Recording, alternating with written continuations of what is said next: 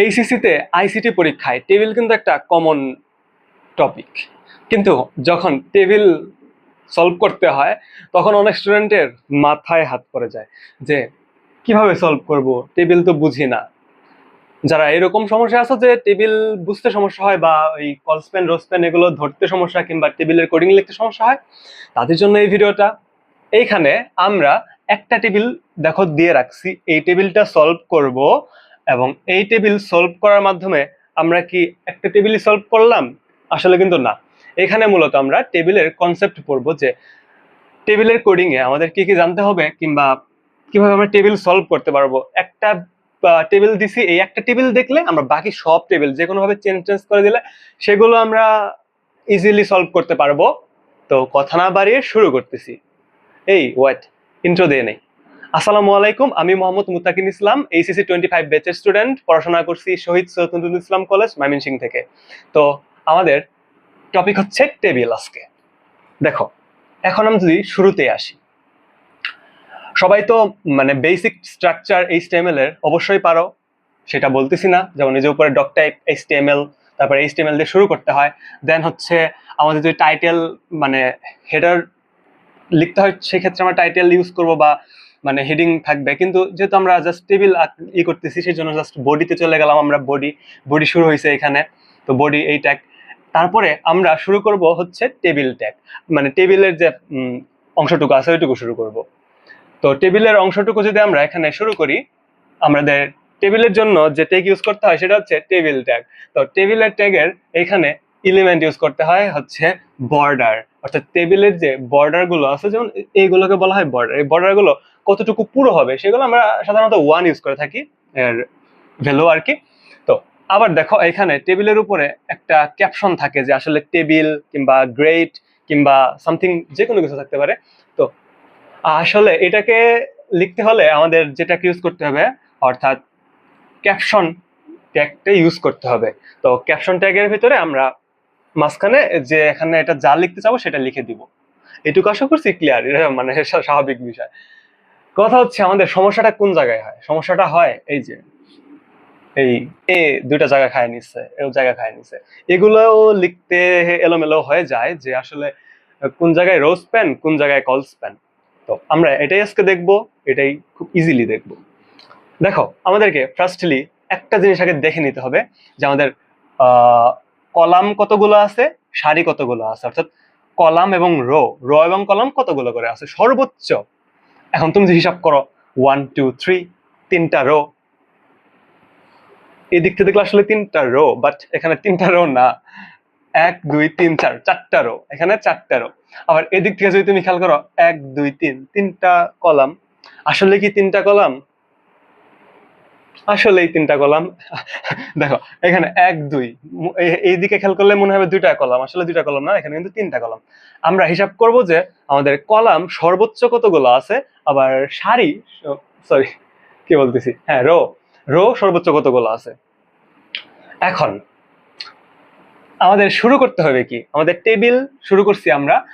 টেবিলের আমরা প্রথম রো, আমরা রো অনুযায়ী একটা একটা করে স্টেপ দিব। আমাদের প্রথম রো এইটা। তো আমাদের শুরু করতে হলে প্রথমে টি, দেখো এখানে যদি আমরা টি হেডিং হিসাবে ইউজ করি, যে মানে কোনো কিছু বোল্ড করে দেওয়া থাকলে আমরা হেডিং হিসাবে লিখবো। আর যদি হেডিং হিসাবে না থাকে, স্বাভাবিক থাকে, তাহলে আমরা টি ডি দিয়ে শুরু করব, যে টেবিল ডেটা। তো প্রথমে আমাদেরকে কি নিয়ে কাজ করতেছি আমরা, টেবিল রো, একটা রো নিয়ে কাজ করবো, একটা একটা করে রো নিয়ে আমরা কাজ করব। তো এই জন্য আমাদের এখানে লিখবো হচ্ছে টি আর, অর্থাৎ টেবিল রো। আমাদের টেবিল রো অর্থাৎ ফার্স্ট রো আমরা এখান থেকে শুরু করলাম। এখন আমাদের দেখতে হবে যে আমাদের ফার্স্ট রো কোনটা, এইটা, মানে এই সাইডটা হচ্ছে ফার্স্ট রো। দেখো এ ডি ই, এটা হচ্ছে আমাদের ফার্স্ট রো। কিন্তু এ কি শুধু একটার কি বলে এটাকে সেল নিছে নাকি দুইটা সেল নিয়ে নিছে? এখানে আমাদের এ একটা রো, এ একটা রো, এ একটা রো, এ একটা রো, দুইটা রো কেউ নিয়ে নিছে না, একটা এ মানে প্রথম রোটা দুইটা রোর জায়গা নিছে। এটাকে বলা হয় হচ্ছে রোজ রোজ স্প্যান, অর্থাৎ রো বোর্ড মানে বাইরে গেছে আর কি, এক্সটেন্ড হয়েছে, তো রো স্প্যান। এখন এটা হচ্ছে আমাদের টি রো। এখন আমাদের যে প্রথম ডেটাটা আছে অর্থাৎ এ, এই আমরা যদি এখান থেকে শুরু করি যে টিডি টেবিল ডেটা, ফার্স্ট ডেটা হচ্ছে এ, কিন্তু এ কি একটা সেলের জায়গা নিছে, দুইটা সেলের জায়গা নিছে না? এখন রো বরাবর নিছে নাকি কলাম বরাবর নিছে? ও কিন্তু একটা কলামেই দুইটা রোর জায়গা নিছে। তাহলে টিডি এখানে কি কল স্প্যান হবে, কল স্প্যান হবে নাকি রো স্প্যান হবে? এখানে কিন্তু হবে রো স্প্যান। তো টিডি আমরা যদি লিখি রো, রো স্প্যান। এখন রো স্প্যান হইছে। এখন রো স্প্যান কয়টা রো পরিমাণ জায়গা নিছে? এখানে কিন্তু এক দুই, দুইটা রো পরিমাণ জায়গা নিছে। তো রো স্প্যান এটার ভ্যালু আমরা যদি দেই তাহলে ভ্যালু হবে 2। এখানে কিন্তু দুইটা রোর পরিমাণ জায়গা নিছে। তো এই ছিল আমাদের এটা।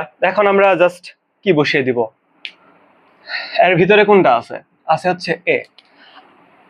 এ এখানে অনেক কিছু থাকতে পারে, এ ইটালিকে থাকতে পারে, বোল্ডে থাকতে পারে। আমরা ইটালিকের ক্ষেত্রে যে ট্যাগগুলো ইউজ করতাম সেগুলো জাস্ট ইউজ করে দিব, ওইটা বিষয় না। আমাদের ফ্যাক্টস দেখতেছি আমরা rho span, call span, table কিভাবে সাজাবো। তো এভাবে আমাদের প্রথম ডেটা আমরা এখানে ইনপুট দিলাম। তো এরপর আমরা যদি এটাকে ক্লোজ করে দেই, টিডি ক্লোজ, এরপর আমাদের এই ফার্স্ট রোতে সেকেন্ড ডেটা হচ্ছে ডি আর থার্ড ডেটা হচ্ছে ই। পরবর্তীতে আমরা যদি এখানে টিডি দেই সেটা, এবং টিডি ক্লোজ করে দিলাম, টিডি আবার টিডি স্টার্ট এবং কি আমাদের টিডি ক্লোজ। আমরা দুইটা ভ্যালু জাস্ট এখানে দিয়ে দিব, এক হচ্ছে আমাদের ডি আর এক হচ্ছে ই। তাহলে দেখো আমরা প্রথমে যদি দেখি আমাদের প্রথম রোতে ফার্স্ট যে এটা ছিল, জিনিসটা ছিল সেটা হচ্ছে এ। তো এই এ এইখানে ছিল, কিন্তু এ দুইটা রোর জায়গা নিছে, তাই রো স্প্যান হয়েছে। তারপরে হচ্ছে যে ডেটাটা আছে সেটা হচ্ছে ডি, তারপরে ই। এখানে কোনো রো স্প্যান কল স্প্যান কিছু হয় নাই, তো আমরা কোনো চেঞ্জ করতেছি না। আমাদের ফার্স্ট হচ্ছে রোর কাজ শেষ, ফার্স্ট রো আমাদের শেষ। আমরা ফার্স্ট রো শেষ, তাই এখান থেকে আমরা টি আর কে ক্লোজ করে দিব, আমাদের ফার্স্ট রোর কাজ শেষ। এরপর যদি আমরা আমাদের সেকেন্ড রো স্টার্ট করি, টি আর আমরা স্টার্ট করলাম, অর্থাৎ আমাদের সেকেন্ড রো স্টার্ট করলাম। দেখো এটা হচ্ছে আমাদের সেকেন্ড রো, কিন্তু এইখানে আমাদের সেকেন্ড রোর প্রথম ডেটাটা কি আছে? কিছু নাই কিন্তু, কারণ প্রথম রোর যে ডেটাটা ছিল এ, ও কিন্তু দুইটা রোর জায়গা নিয়ে নিছে, সেই জন্য এখানে কোনো ডেটা নাই। তো সেই জন্য আমরা সরাসরি এই ডেটা বসাবো, এই ডেটা বসাবো। সেই জন্য আমাদেরকে টি আর এখানেই আমাদের শুরু, বাট টিডি, টিডি এখানে কোনো রো স্প্যান কল স্প্যান কিছুই হয় নাই, এখানে কোনো ডেটার মানও নাই, সেই জন্য আমরা জাস্ট এইটার মান বসাবো, অর্থাৎ এখানে আমরা এফ কে বসাবো। তো এই হচ্ছে আমাদের এই ডেটা ক্লোজ, টিডি ক্লোজ। এরপর আছে আমাদের জি। তো আমরা যদি এখানে জি বসাই, টি ডি টেবিল ডেটা, এখানে হচ্ছে জি, আর এখানে আমাদের টেবিল ডেটা ক্লোজ, ক্লোজ।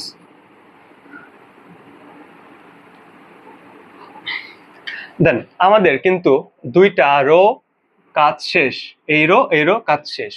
এখানে আমাদের জিনিসটা শিখছি কি, আমরা এখানে প্রথম ডেটাটা রো স্প্যান করছে, অর্থাৎ দুইটা রোর জায়গা নিছে। এই ছিল আমাদের এখান থেকে মূল মোরাল অফ দ্য স্টোরি। তো আমাদের যদি থার্ড রোতে আসি, থার্ড রো আমরা দেখো এখানে আমার সেকেন্ড রো শেষ, তো আমরা সেকেন্ড রোকে এখানে শেষ করে দিব, অর্থাৎ ক্লোজ করে দিব।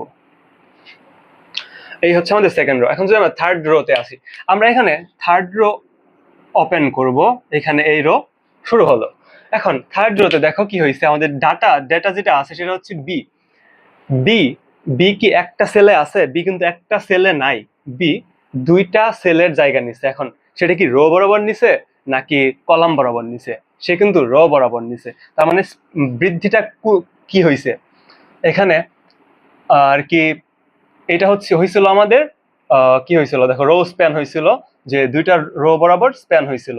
কিন্তু এইদিকে কিন্তু হবে কল স্প্যান, দুইটা কলাম, একটা কলাম একটা কলাম, দুইটা কলাম কে ও একটা একই জায়গায় নিয়ে নিয়েছে, তাহলে এখানে কিন্তু হবে কল স্প্যান। তাহলে বি এই দিক বরাবর হলে আমাদের call span.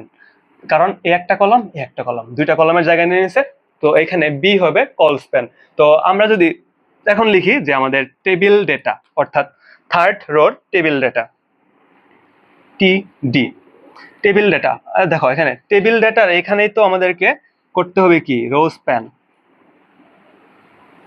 Row row span. এখন রো স্প্যান কয়টা রো স্প্যান করছে, দুইটা রো সমান জায়গা নিছে, তাহলে এখানে আমরা ভ্যালু দিব হচ্ছে 2।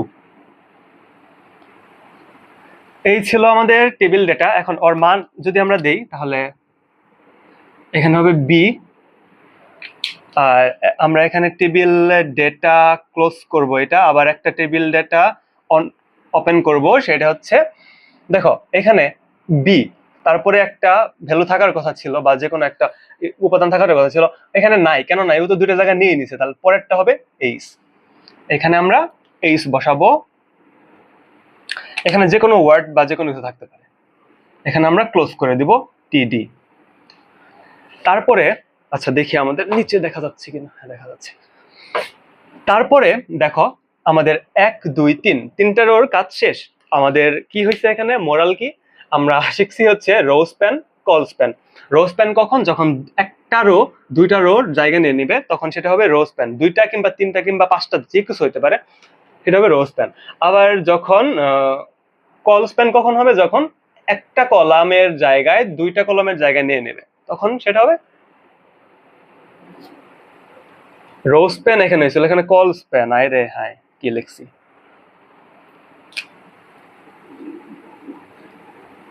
Call span. তো রো স্প্যান এইটা দুইটা রোর জায়গা নিছে, কলাম দুইটা কলামের জায়গা নিছে, কল স্প্যান। তো কল স্প্যান রো স্প্যান বুঝতে পারছি। এখন জাস্ট স্বাভাবিক একটা রো, দেখো এখানে আমাদেরকে শেষ করে দিতে হবে আমাদের এই থার্ড নাম্বার রোটাকে আমরা ক্লোজ করে দিলাম। আমরা এখন ওপেন করব হচ্ছে আমাদের ফোর্থ যে রোটা আছে সেটাকে। দেখো এখন এই ফোর্থ রোটাকে যখন আমরা ওপেন করব, এখানে কয়টা সেল আছে, তিনটা সেল সর্বোচ্চ সংখ্যক। এখানে কিন্তু কোনো রো স্প্যান কল স্প্যান কিছুই হবে না, সবগুলোর জাস্ট ডেটা বসিয়ে দিব, অর্থাৎ তিনটা ডেটা বসিয়ে দিব এখানে। তো এখানে যদি আমরা লিখি তাহলে হবে টিডি ক্লোজ, টিডি আবার টিডি ওপেন, আবার হচ্ছে ক্লোজ টিডি, আবার আমাদের টিডি ওপেন, আবার হবে ক্লোজ টিডি। এইখানে আমরা যদি মান দেখি তাহলে দেখো ডেটাগুলো আছে সি, এখানে হবে আই, আর এখানে হবে জে।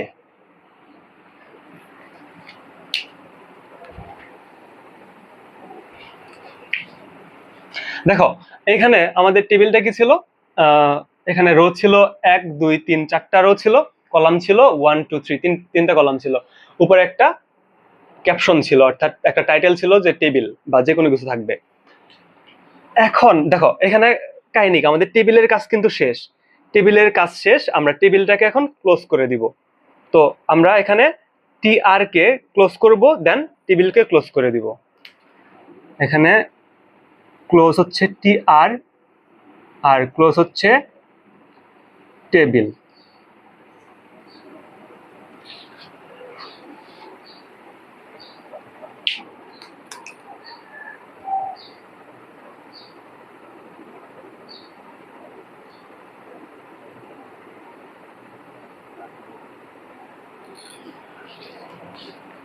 আচ্ছা হয়তো একটু নিচে চলে গেছে, দেখা যাচ্ছে না, বাদ দিই।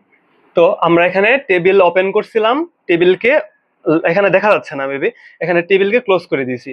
আমরা এখানে ক্যাপশন অফ, ঠিক আছে সব। তো ক্যাপশন দিয়ে দিছি, তারপরে টেবিল রো ওপেন হয়েছিল, ফার্স্ট রোতে আমরা কাজ করছি, আমাদের রো স্প্যান হয়েছিল, তারপরে এ বসাইছি, তারপরে ডিই মান মানে আর কি ডেটাগুলো বসাই দিছি টেবিল ডেটার ভিতরে।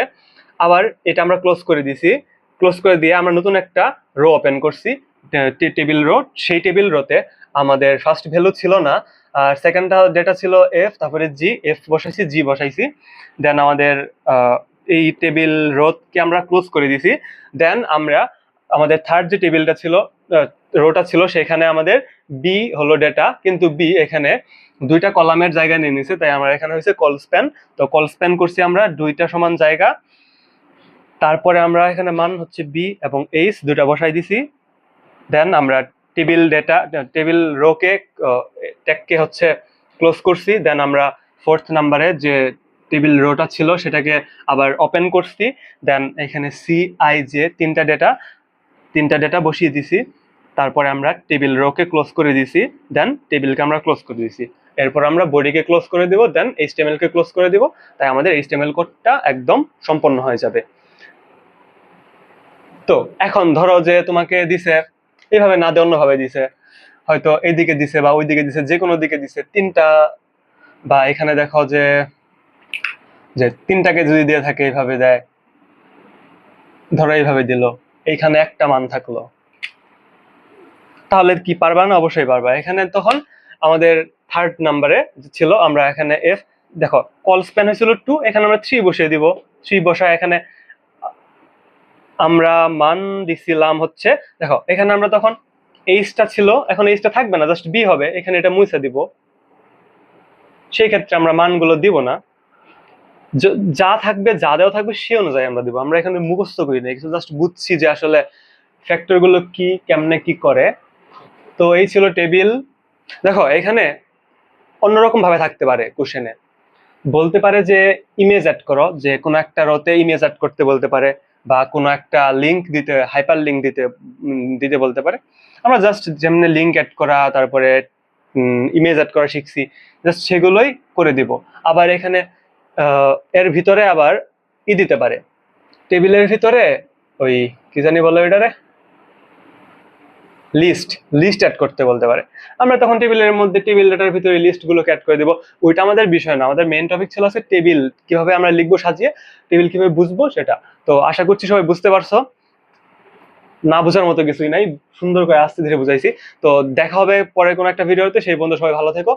আসসালামু আলাইকুম।